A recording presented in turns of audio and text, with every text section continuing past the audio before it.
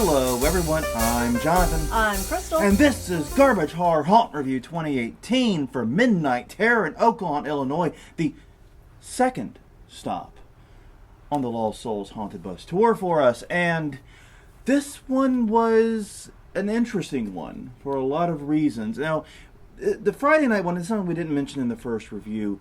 According to Brewster and according indeed to Japes himself, it was kind of a lightweight, a middleweight, and a heavyweight haunt. The idea was to see a small haunt, a medium-sized haunt, and a major haunt, all in one trip. And I thought that was a really interesting idea, but that kind of put this one in an awkward position where it's the middleweight haunt. It's the middle child here. Right. So my question was, what are they going to do to stand out? Obviously, we talked about Dead Rising and how they did a lot of experimentation with interactivity. For Midnight Terror, I think what they did that was really, really interesting was the storytelling. Yeah, the story was very good. They told us, and we've been talking a lot on Haunt Weekly, the podcast, about using haunt as a storytelling medium. Here was an honest-to-God attempt at it. I'm not saying a perfect attempt, but a better attempt than most haunts actually do, and actually thread a very compelling narrative that did make me want to see where it went. And the thread of this was a sort of a cult leader female named Willow. Yes. Who was taking over this town and was possessing people and forcing them to do horrible things to each other and to themselves, and generally wrecking shit, is the way to think of it. So to have a female villain was interesting to begin with, but also it was very, very compelling in that, like I said, they kept hyping up. It started with like very faint whispers in the beginning, and toward the second and third act really built into a crescendo that I don't really know what the payoff was, but I'm not gonna spoil what happened. But anyways, so the storytelling element was very, very interesting to us, and I did like how this haunt did a very good variety of scares. Yes, they did. And it should be mentioned that it also started out in an industrial scene and then went into a town scene. The outside performers were using sparkies and sliding, and they were pretty cool too to watch and line. Yeah, that's one of the downsides of getting this better than VIP access is you don't always get to see the outside performers as much as you'd like. That'll come up again later. It really is. So that part's a little frustrating. We did get some interaction with them, and it was a good time with them. They were good. We got a taste of everybody. Got a taste of it, but not necessarily as much as we wanted in some cases. And that's, like I said, that's a first world problem extreme, to be honest with you. That is really an attempt to gripe about nothing. Yeah, it is. We got in too fast. Oh, darn. Shucks, gee golly willikers. We were able to keep a schedule. Yeah, no, it doesn't really work as an argument. Back to the haunt. But I did, like I said, what they did with this haunt that was really interesting was they kept focusing on the direction of the scare. The scare design was really good. It included multiple levels in height. It included multiple directions, from behind, from the front, from the side. It really did keep you guessing. Yeah.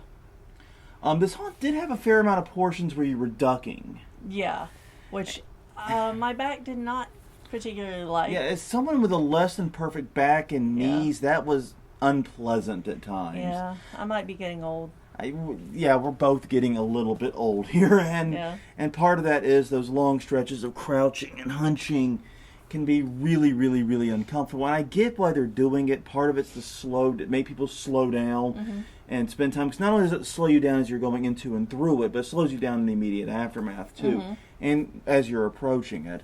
So it forces you to not just like bolt straight through the haunt.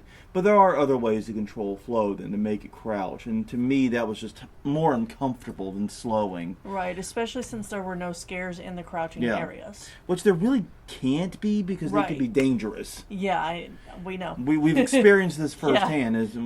That's how I got a concussion once, actually. Yeah. The point is, though, I really did like the imagination and the thought process that went into the scare design and into the storytelling.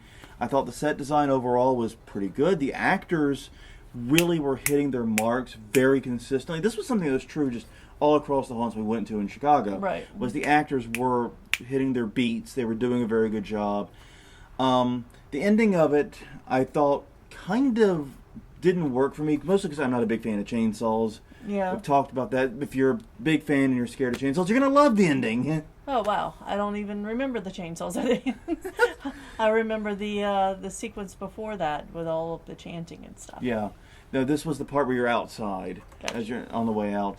But yeah, I mean, it was a very, very interesting haunt, a very good experience, and at $25, a pretty good deal actually. Yeah.